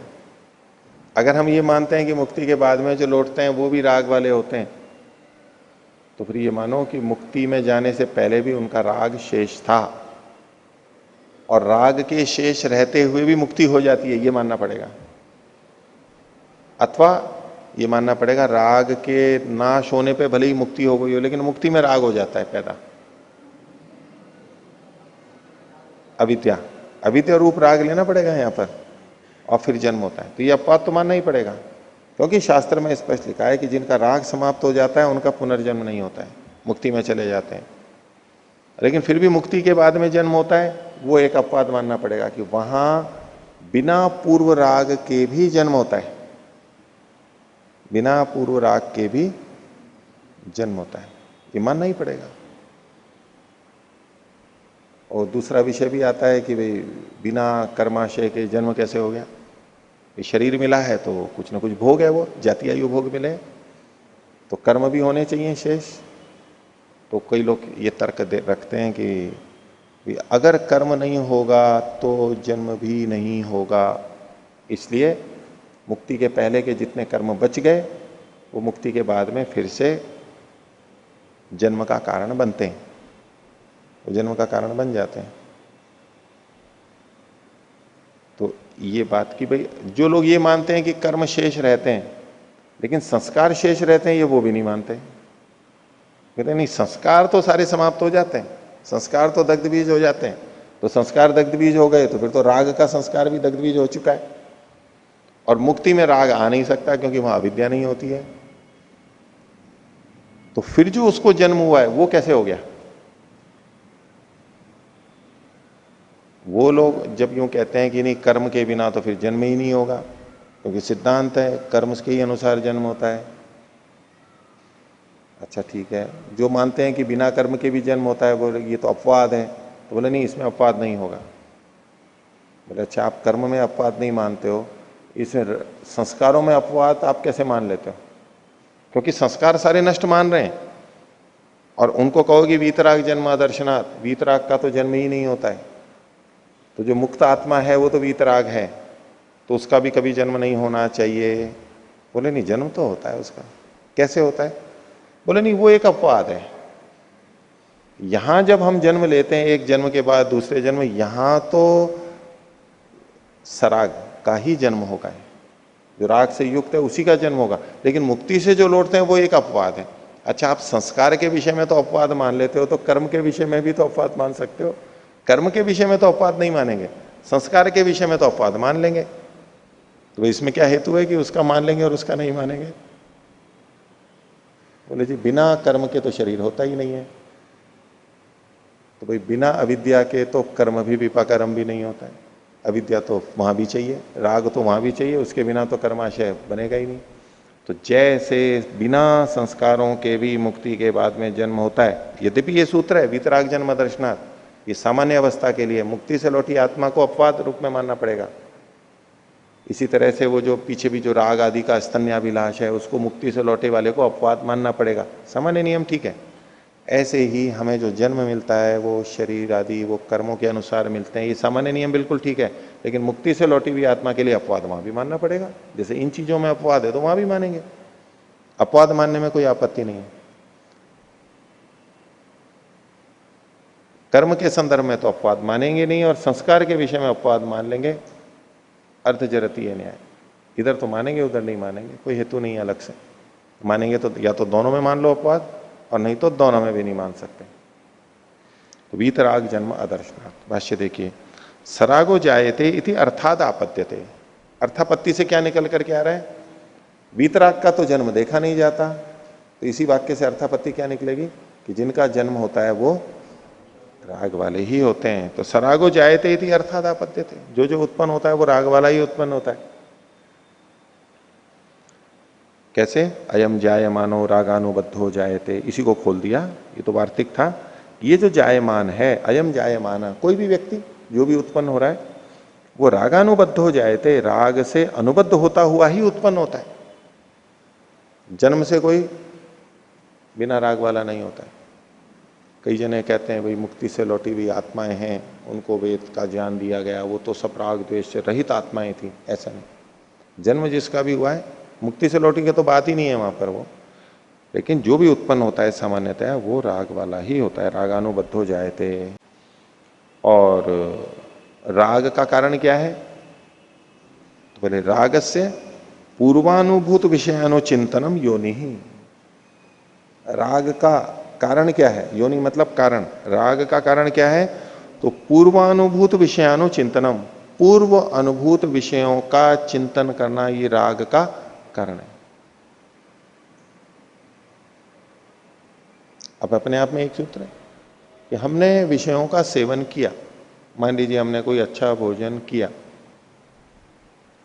अनुभूति हुई, हमने उस समय जो भी सुख अनुभव किया। अब उसी में राग कैसे होगा? अब वो उसी को सोचे जा रहा है।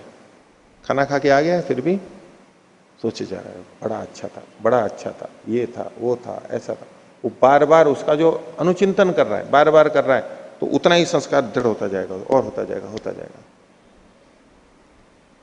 यद्यपि विषयों के भोग से भी संस्कार बनता है, लेकिन वो इतना मात्र उसके दृढ़ राग होने में कारण नहीं बनता है, उतना दृढ़ नहीं होता है वो।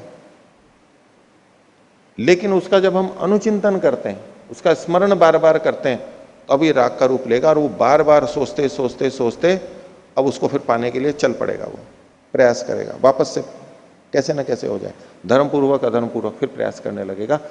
तो ये राग बाधक हो जाता है।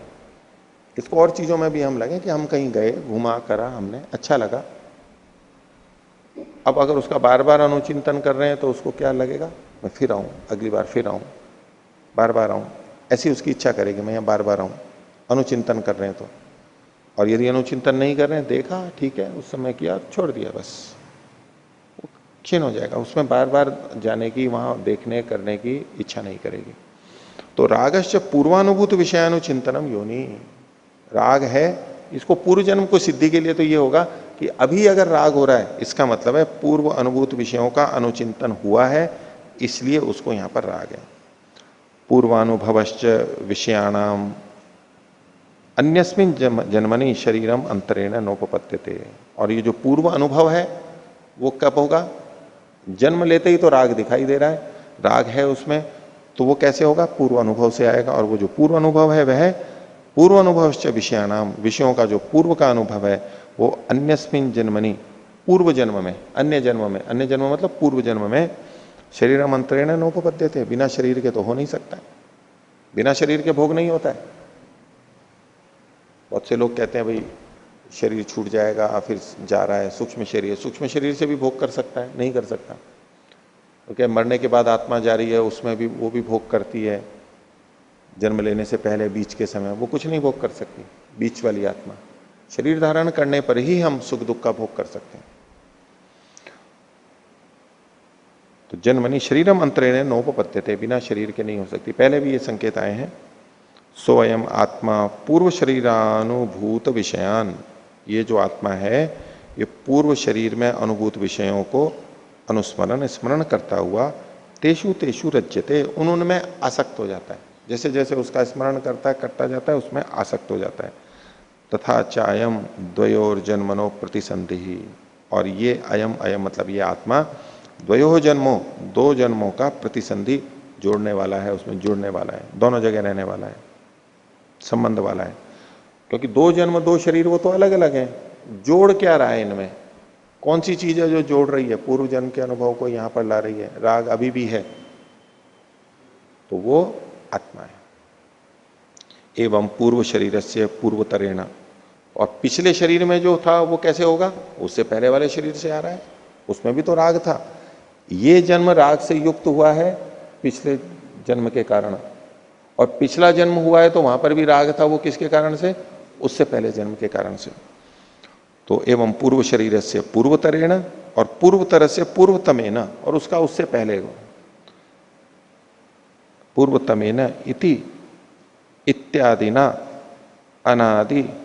अनादिश्चेतन से शरीर योग। तो इस प्रकार से चेतन का शरीर योग है वो अनादि है, अनादिकाल से चला आ रहा है। अब ये अनादिकाल का मतलब एक तो लेंगे प्रवाह से अनादि, दूसरा जिस राग की ये बात कर रहे हैं, मुक्ति में गया, मुक्ति के बाद लौट करके आया, वहां तो वो राग होगा नहीं। तो ये बात कहां लागू होगी? मुक्ति के बाद के पहला जन्म, उसके बाद से बाद के जन्मों में वहीं तक लागू होगी। और चूंकि हमें पता नहीं है कब से कितने लाखों करोड़ों अरबों जन्म होते चले जा रहे हैं, होते चले जा रहे हैं, चलते चले आ रहे हैं, वो चलता चला आ रहा है, इसलिए हम कहते हैं अनादि। किसके कितने जन्म हुए हमें नहीं पता है। योगी लोग संस्कारों का साक्षात्कार करने से पूर्व जाति का ज्ञान कर लेते हैं। संस्कार साक्षात करना पूर्व जाति ज्ञानम योग दर्शन में, वो एक अलग बात है। लेकिन सामान्यतः हमें पता नहीं लगता है, तो हम तो कहीं भी कब से हैं भाई, पता नहीं कब से चल रहे हैं, कहां से चल रहे हैं, कब से चल रहे हैं, ऐसे ही चला आ रहा है। तो पूर्वतरस्य पूर्वतमेन इत्यादि ना अनादिश चेतन से शरीर योग है। शरीर का जो योग है चेतन के साथ वो अनादि है। शरीर आत्मा का शरीर से जो योग है वो अनादि है। राग की दृष्टि से देखेंगे तो ऐसे ऐसे उत्पन्न होगा, लेकिन शरीर का जो योग है वो अनादि है। जब ये मानते हैं कि पहली बार हमारे को शरीर मिला और करते करते फिर जब मुक्ति हो जाएगी तब बस हमेशा के लिए मुक्ति हो जाएगी, फिर जन्म नहीं मिलेगा, तो समाप्त हो गया। लेकिन इस परंपरा में कि मुक्ति में गए, फिर जन्म लिया, फिर मुक्ति को प्राप्त किया, फिर जन्म लिया, ये सब चलता रहता है। इस दृष्टि से देखेंगे तो आत्मा के साथ जो शरीर का योग है वो अनादि है, उसका कोई आदि नहीं है, प्रवाह से अनादि है। शरीर योग होता है, नाश होता है, लेकिन वो परंपरा चलती रहती है, अनादि है। इसका कोई भी आदि नहीं कह सकते कि इस समय में पहली बार आत्मा का शरीर से योग हुआ, ऐसा कह ही नहीं सकते। यदि ऐसा कहा जाएगा तो पहला प्रश्न क्या आएगा कि इस समय, इस दिन, जिस दिन पहली बार आत्मा के साथ शरीर का योग हुआ, तो क्यों हुआ, क्यों हुआ? तो परमात्मा ने कर दिया। क्यों कर दिया परमात्मा ने? आत्मा के कल्याण के लिए, मुक्ति मिले, इसको आनंद मिले। बोले ये बात उसको पहले नहीं सूझी थी? परमात्मा को पहले नहीं सूझी थी ये बात? उसी समय क्यों सूझी परमात्मा को कि इससे पहले, उससे पहले कितने काल तक नहीं था? आत्मा का शरीर से योग उससे पहले नहीं था, तो उससे पहले कब से नहीं था? फिर अनादिकाल कहना पड़ेगा। अनादिकाल से नहीं था, अब वो शरीर से योग कर दिया, तो इतने समय तक, वो समय थोड़ा ही नहीं होगा, वो तो अनंत होगा, अनादि होगा।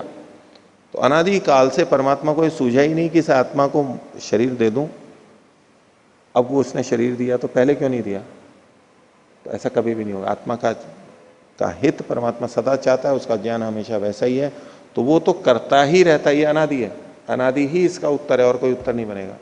अनादि काल से परमात्मा शरीर देता आ रहा है, तो आत्मा के साथ में जो शरीर का योग है वो अनादि है, और अनादि है तो अनंत भी होगा।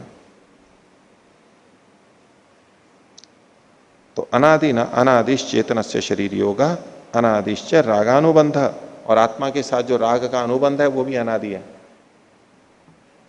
अब ये अनादि है, मतलब यहां फिर क्या लेना पड़ेगा? अनादि प्रवाह से अनादि है। आत्मा के साथ राग का संबंध कब हुआ? कभी ना कभी तो हुआ, और फिर राग को हटा भी देते हैं। अगर हम अनादि का मतलब ये माने कि इसका कोई आरंभ ही नहीं है और आत्मा के साथ राग जुड़ा हुआ ही है, अनादि है तो अनंत है, यानी नित्य संबंध से राग आत्मा से जुड़ा हुआ है, फिर तो मुक्ति ही नहीं हो सकती। फिर तो मुक्ति की ये बात भी नहीं कहेंगे। लेकिन ये मुक्ति की बात कहते हैं। अभी कहा वीतराग जन्म अदर्शनात्, वीतराग हो गए हैं तो जन्म नहीं होगा, तो यानी राग से हट भी सकता है। तो राग से जुड़ता भी है, राग से हटता भी है। ये दोनों होते हुए भी कहा जा रहा है कि राग का अनुबंध आत्मा का अनादि है। आत्मा से राग का अनुबंध अनादि है, इसका मतलब क्या लिया जाएगा? प्रवाह से अनादि है, जुड़ता है हटता है, जुड़ता है हटता है, ये होता रहेगा, होता रहेगा, होता रहेगा। अनादि है मतलब प्रवाह से अनादि है। अनादिश्च रागानुबंध इति सिद्धम नित्यत्वम इति, इससे आत्मा का नित्यत्व सिद्ध होता है।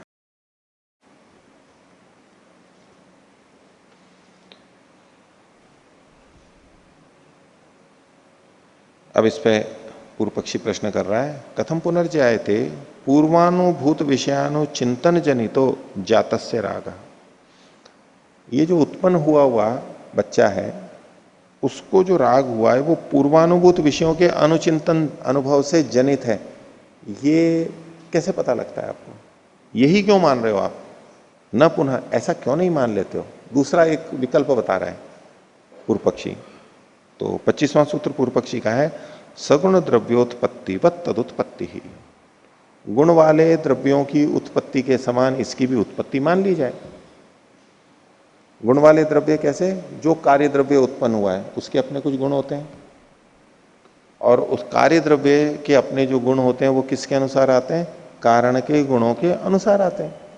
जैसा कारण होता है वैसे ही गुण आ जाते हैं।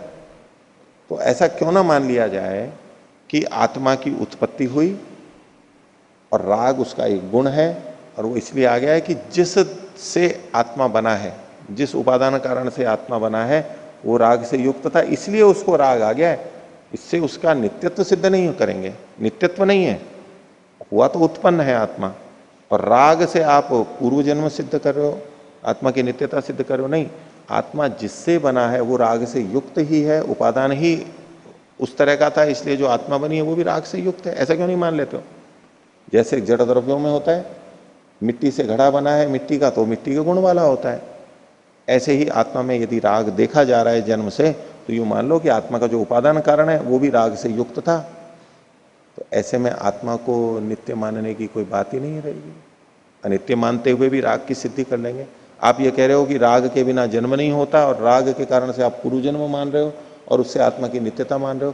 भाई, राग की उत्पत्ति तो ऐसे भी मानी जा सकती है। आप पूर्व अनुभूत विषयों का अनुचिंतन ही कारण क्यों मान रहे हो? ऐसा भी तो मान सकते हो। जैसे कहा, न पुनः सगुण द्रव्योत्पत्ति व तदुत्पत्ति ही। भाष्य, यथा उत्पत्ति धर्मकस्य द्रव्यस्य गुणः कारणतः उत्पत्त्यन्ते, अल्प विराम। जिस प्रकार से उत्पत्ति धर्म वाले द्रव्य के, उत्पत्ति धर्म वाला द्रव्य कौन होगा? कार्य द्रव्य, जैसे कि घड़ा। तो उत्पत्ति धर्म कस्य द्रव्य से गुणः कारणतः उत्पद्यन्ते, कारण मतलब उपादान कारण से उत्पन्न होते हैं, मिट्टी से उत्पन्न होते हैं। उत्पत्ति धर्म वाला द्रव्य हुआ घड़ा उदाहरण के रूप में, और कारण मतलब तो मिट्टी, मिट्टी से उत्पन्न होते हैं। जैसी मिट्टी के गुण है वैसे इसमें भी आ जाएंगे। तथा उसी प्रकार से उत्पत्ति धर्म कस्य आत्मनो रागः, उत्पत्ति धर्म वाले आत्मा में भी राग स्वीकार कर लो। आत्मा उत्पत्ति धर्म वाला है, जैसे कि घड़ा, और जिससे ये उत्पन्न हुआ है, किससे उत्पन्न हुआ ये नहीं बता रहा है पूर्व पक्षी, लेकिन किसी न किसी से तो उत्पन्न हुआ ही होगा। कार्य द्रव्य उत्पन्न हुआ है तो उपादान कारण भी होगा, और उपादान कारण में भी गुण मानना पड़ेगा। कार्य में जो गुण है वो हम कारण में मान लेते हैं, अनुमान हो जाता है। आत्मा में राग है तो आत्मा का जो उपादान कारण है उसमें भी राग था, ये मान लेंगे। अत्रायम उदितानुवादो निदर्शनार्थ। तो ये जो पूर्व पक्षी ने अपनी बात कही, ये उदित का अनुवाद है, पहले जो कही गई है उसी को ही फिर से कथन है। ये निदर्शन के लिए, इसको समझाने के लिए, इस अगर कोई ऐसा कहे तो इसका समाधान क्या किया जा सकता है, क्या करना चाहिए। तो इसका उत्तर सिद्धांति देता है 26वें सूत्र में, न संकल्प निमित्तत्वाद रागादि नाम। राग आदि के संकल्प निमित्त वाला होने से, यानी राग आदि संकल्प निमित्त वाले ही होते हैं। उपादान निमित्त जैसा यहाँ घड़े और मिट्टी की दृष्टि से अगर कहें वैसा यहाँ पर नहीं होता है। राग आदि जो गुण हैं ये संकल्प निमित्त वाले ही होते हैं।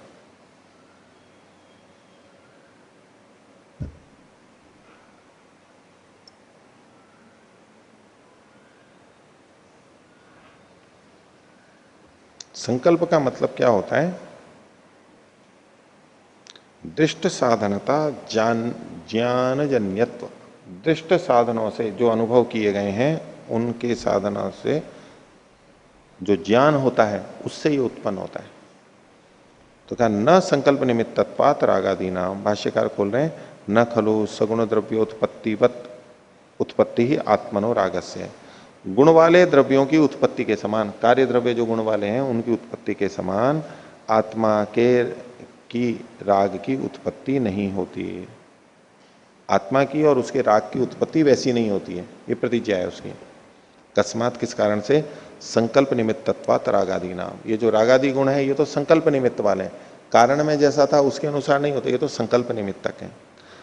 इसको खोल रहे हैं, अयम खलु प्राणी नाम विषयान आसेवमाना नाम प्राणियों का, कैसे प्राणियों का, जो कि विषयों का आसेवन कर रहे हैं, खूब पर्याप्त मात्रा में विषयों का सेवन करें भरपूर, आसेवमाना नाम, विषयान आसेवमाना नाम संकल्प जनितो रागो गृह्यते, संकल्प से होने वाला राग गृहीत होता है। संकल्प से होने वाला राग गृहीत होता है बड़ों के अंदर। और संकल्प कैसे होता है? संकल्पश्च पूर्वानुभूत विषयानुचिंतन योनि, संकल्प जो है पूर्व अनुभूत विषयों के अनुचिंतन के कारण वाला होता है। पूर्व अनुभूत विषयों का अनुचिंतन करते हैं तो फिर उसमें संकल्प हो जाता है। ध्यायतो विषयान पुंसा संगस्तेषु उपजायते, संगात संजायते काम, और कामात क्रोधो भी जायते, वो तो एक अलग बात हो गई, लेकिन बार बार अनुचिंतन करने से उसकी प्राप्ति का संकल्प हो जाता है कि नहीं अब इसको प्राप्त करना चाहिए। बार बार सोचेंगे प्राप्त करना चाहिए, कोई भी अच्छा या बुरा कोई भी लक्ष्य होता है, बार बार सोचते हैं तो एक संकल्प बन जाता है, इच्छा करती है, बार बार सोचते हैं तो उसी तरफ प्रवृत्ति हो जाती है। संकल्पश्च पूर्वानुभूत विषयानुचिंतन योनि तेन अनुमीयते जातस्यापि पूर्वानुभूतार्थ चिंतन कृतो रागायति। इससे ही हम अनुमान लगा लेते हैं कि जो जात उत्पन्न हुआ मात्र बच्चा है उसमें भी जो राग देखा जाता है वो पूर्वानुभूत अर्थ के चिंतन से हुआ है। पहले उनका विषयों को भोगा है, उसका अनुचिंतन किया है और अब उसमें ये देखा जा रहा है। आत्मोत्पादाधिकरणात् तु, करणात् तु, करना और तु के बीच में एक त नहीं है तो जोड़ लीजिए, करणात् तु, करणात् तु। आत्मोपादनाधिकरणात्तु रागोत्पत्तिर्भवन्ति संकल्पात अन्यस्मिन् राग कारणे सति वाच्या कारण द्रव्य गुणवत्। पहले एक एक शब्द को समझते हैं। आत्मोत्पादाधिकरणात्तु, आत्मा के उत्पाद के अधिकरण से, आत्मा को उत्पन्न करने वाला जो अधिकरण है यानी उपादान कारण, उससे अगर ऐसा माना जाए कि आत्मा की उत्पत्ति किसी अधिकरण से यानी किसी उपादान कारण से हुई है, आत्मोत्पादाधिकरणात्तु रागोत्पत्तिर्भवन्ति, राग की उत्पत्ति होती हुई, ये जो भवंती है ये दीर्घ इकारांत है, होती हुई, क्षत्रिय प्रत्यांत है, ये होती हुई, यानी अगर ऐसा माना जाए तो, अभ्युपगम से बात चल रही है, ये स्वीकार नहीं है लेकिन बस कह रहे हैं, आत्मा का जो उपादान कारण है उससे आत्मा में राग की उत्पत्ति होती हुई यदि ऐसी मानी जाए तो संकल्पात अन्यस्मिन् राग कारणे सति, तो फिर वो संकल्प से किसी अन्य राग के कारण में होती हुई, वो कब होगी कि वो तब तो कि जब संकल्प से भिन्न अन्य कोई राग का कारण हो तो हो सकता है ऐसा। यदि संकल्प ही राग का कारण है तो फिर आत्मा का उपादान कारण जिसमें राग हो उससे आत्मा में आए ऐसा नहीं मान सकते। यदि माना जाए आत्मा के अधिकरण उपादान कारण में जो राग है उससे ये उत्पत्ति हो रही है तो वो फिर संकल्प से अन्य किसी राग कारण में होती हुई तब वाच्या कार्य द्रव्य गुणवत, तो कार्य गुण द्रव्यवत कही जा सकती है। पूर्व पक्षी ने कहा था ना सगुण द्रव्योत्पत्तिवत तदुत्पत्ति, तो सिद्धांति ये कह रहा है कि कार्य द्रव्य गुणवत तब कही जा सकती है। वैसे तो खंडन कर दिया, उस जैसे कही नहीं जा सकती, तब कही जा सकती है जब संकल्प से अन्य राग कारण के होने पर ये वो हो रही हो और आत्मा का जो उपादान कारण है वो स्वीकार किया जाए, आत्मा का कोई उपादान कारण हो। आत्मोत्पादाधिकरणात्तु रागोत्पत्तिर्भवन्ति, अगर ऐसा मानते हैं तो संकल्प से अन्य राग कारण के होने पर ही कही जा सकती है, नहीं तो नहीं कही जा सकती है। पर उसका निषेध कर रहे हैं, न च आत्मोत्पादः सिद्धः, लेकिन पहली बात तो आत्मा की उत्पत्ति ही सिद्ध नहीं है।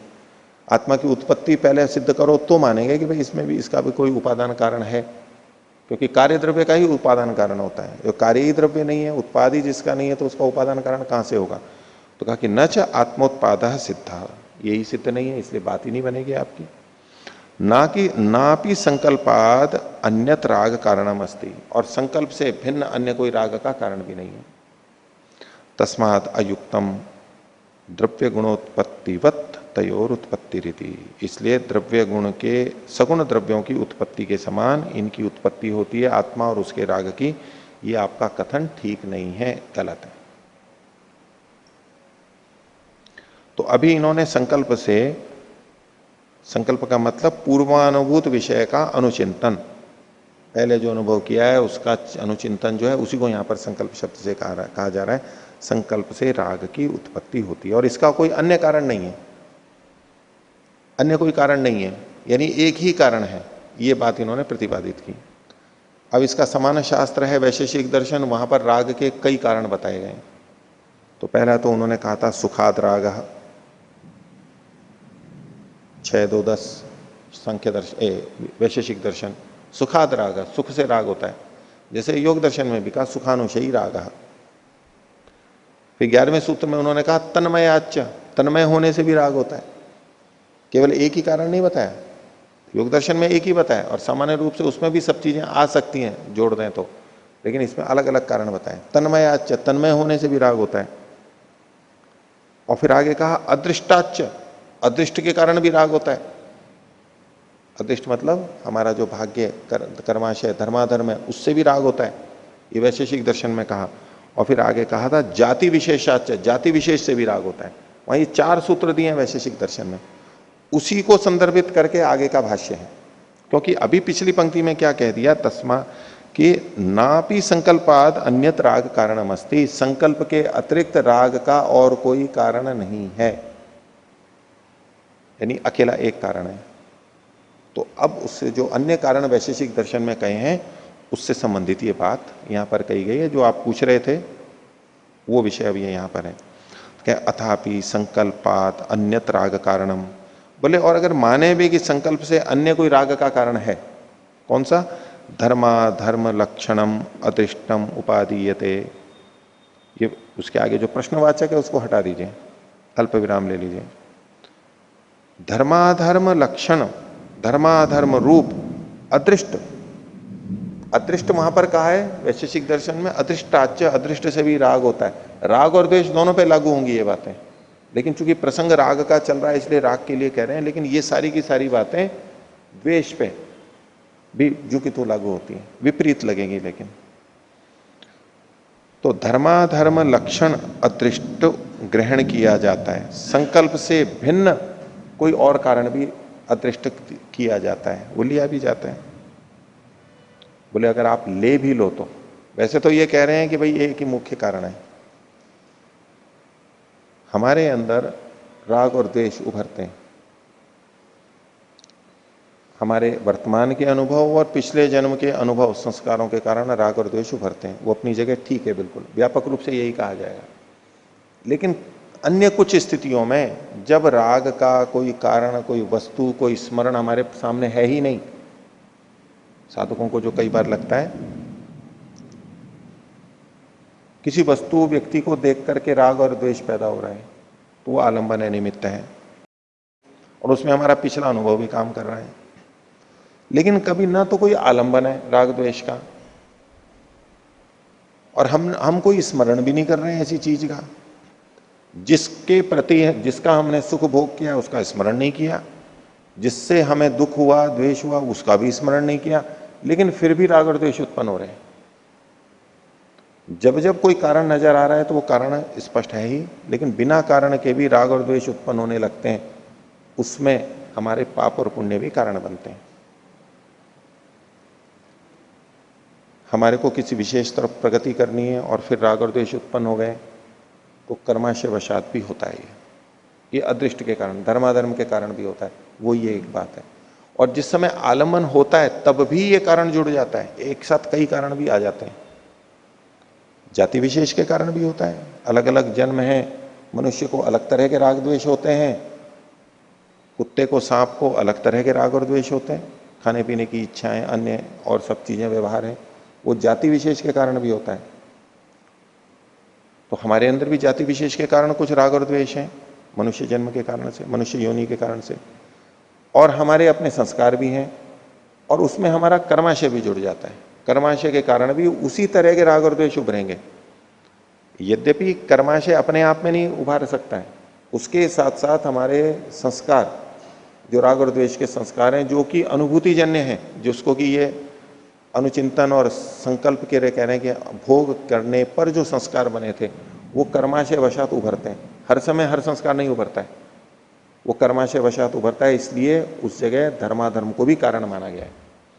तो इसलिए उन्होंने कहा कि अथापि संकल्पात अन्यत राग कारण, संकल्प से अन्य भी जो राग का कारण है, धर्माधर्म लक्षणम, पूर्वकृत जो पाप और पुण्य है उस रूप वाला अदृष्टम उपादीयते, उस अदृष्ट को भी यदि आप ग्रहण करो तो भी, तथापि पूर्व शरीर योगो अप्रत्याख्येय, पूर्व शरीर का संबंध तो फिर भी खंडित नहीं होगा। यानी इससे भी ये उल्टा सिद्ध होगा कि पूर्व शरीर तो था, वे अभी जो राग और द्वेष देखा जा रहा है वो यदि धर्माधर्म से है, पूर्व अदृष्ट से है, वो इस जन्म में तो हुआ नहीं है, तो पिछले जन्म को होगा, तो पूर्व जन्म तो फिर भी आएगा, यानी आत्मा की नित्यता तो फिर भी सिद्ध हो जाएगी।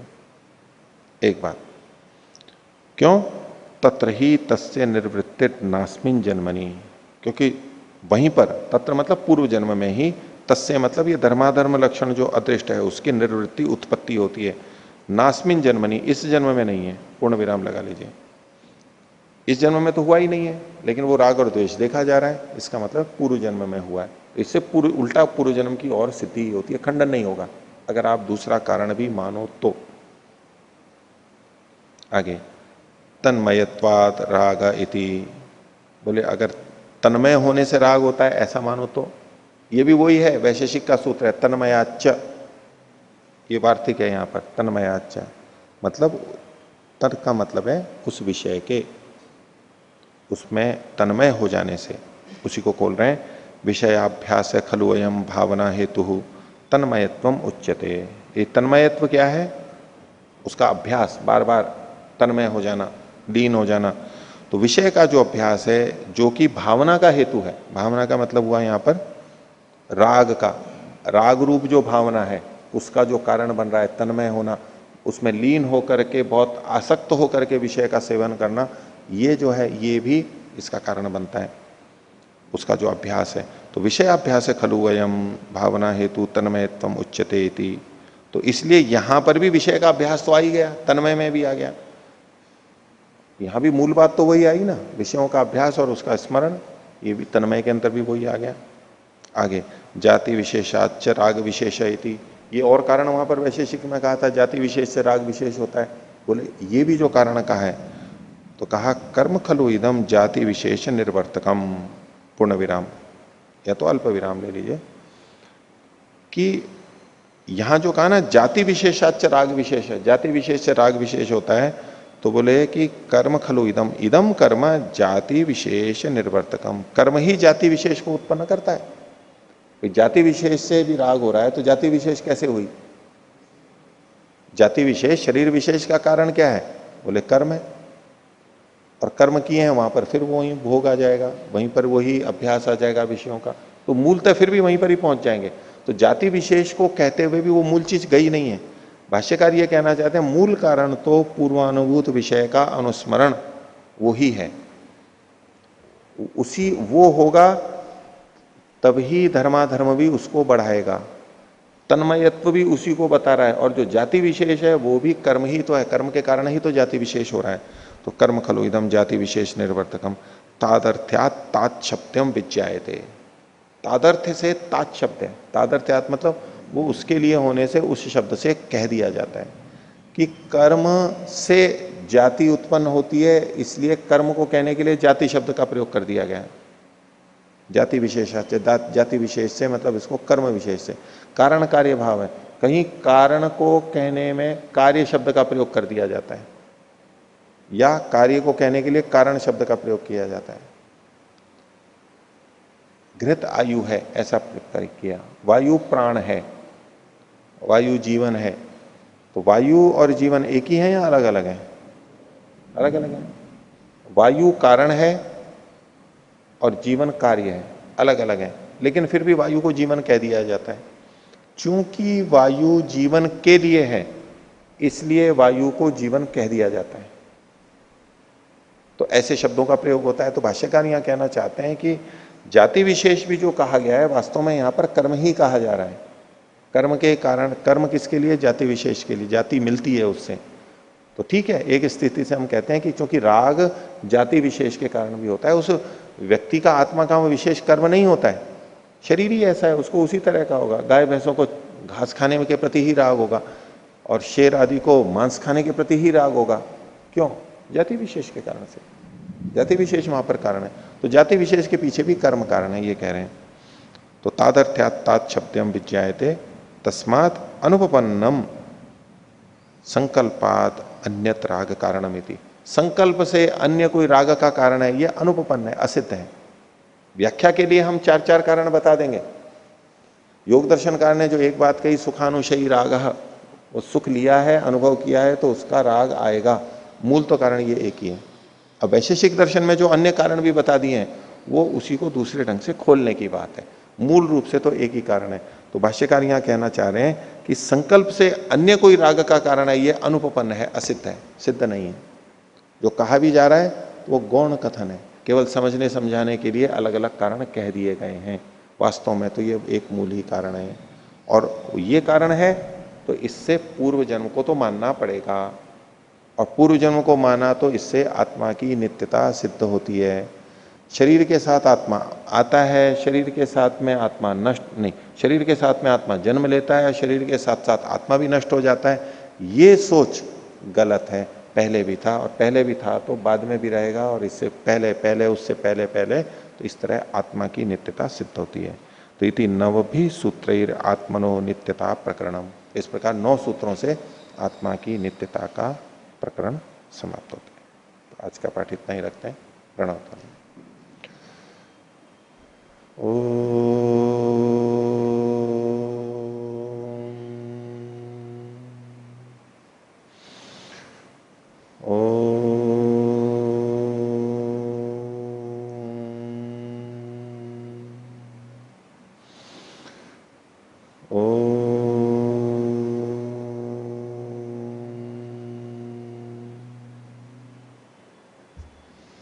सभी को सादर अभिवादन। ओम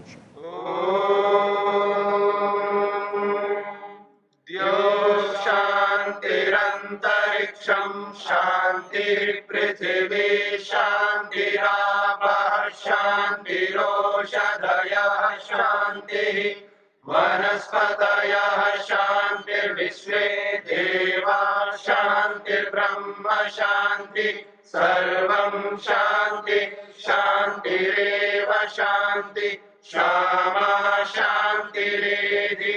ओम शांति शांति शांति।